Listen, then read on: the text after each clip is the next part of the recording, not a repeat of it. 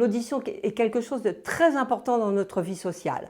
Dès l'enfance, vous savez bien que les enfants qui ont des gros problèmes d'audition dès la naissance ne vont pas pouvoir acquérir la parole spontanément, puisque pour pouvoir parler et communiquer avec tout le monde, il faut pouvoir entendre la parole et pouvoir, au bout d'un certain temps, la reproduire. Donc ça, si vous voulez, c'est vraiment la base de l'audition. Après, effectivement, chez l'enfant, vous avez d'autres problèmes auxquels il faut penser et qui vont retentir sur les apprentissages. Tout ce qui est surdité liée à des problèmes d'otite, qui vont gêner l'enfant et qui vont faire qu'il ne va pas bien commencer à parler puisqu'il va confondre des sons, il va avoir des difficultés pour écrire. Donc vous voyez, ça engage tout son avenir à partir du moment où il y a des problèmes dès l'enfance. Après, effectivement, si on passe à l'âge adulte, alors à l'âge adulte, on a deux problèmes. Tout d'abord, le problème de l'exposition au bruit dans le milieu professionnel.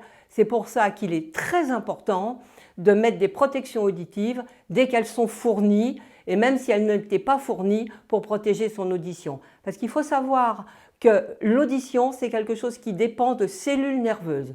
Et une cellule nerveuse, dès qu'elle est détruite, elle ne pourra jamais se régénérer. Donc tout ce qui est acquis ne pourra jamais revenir à la normale. Ça, c'est la première partie, tout ce qui est bruit dans les conditions professionnelles. Mais aussi, un énorme problème, c'est tout ce qui est musique amplifiée. Attention, concerts, baladeurs, musique très fort dans les voitures, car l'exposition au bruit va entraîner un traumatisme sonore. Ce qui est important, par exemple, c'est de savoir, si vous allez dans une soirée où il y a beaucoup de bruit et que le lendemain, vous avez des acouphènes, c'est-à-dire des sifflements dans vos oreilles, là, il faut faire très attention et se mettre à l'abri du bruit tant que les acouphènes sont là. Parce que sinon, le risque, c'est qu'ils s'installent. Et une fois qu'ils sont installés, là encore, ils ne termineront plus. Et ça peut devenir très invalidant pour certaines personnes, car c'est un bruit permanent correspondant à un sifflement et pour lequel on n'aura pas de traitement particulier.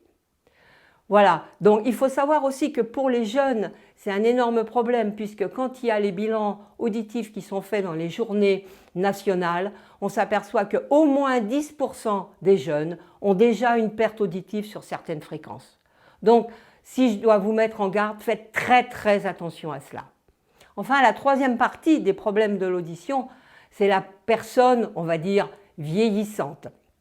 Là, c'est la dégradation naturelle de l'audition avec une perte auditive et qui entraîne ce qu'on appelle la presbyacousie, c'est-à-dire en règle générale une perte de puissance sur les fréquences aiguës et c'est là qu'il faut faire attention. Quel est le risque? C'est que le risque, c'est que la personne va se couper de la vie relationnelle progressivement puisqu'elle ne va pas bien comprendre la discussion. Elle va avoir l'impression qu'elle a compris autre chose. Il y a aussi un des premiers symptômes, c'est ce qu'on appelle le cocktail party. C'est-à-dire, dès qu'il y a un groupe de personnes qui parlent ou s'il y a un bruit de fond, la compréhension de la parole devient difficile. C'est là qu'il faut se dire, attention, il y a probablement un problème qui démarre. Et il ne faut pas attendre trop longtemps.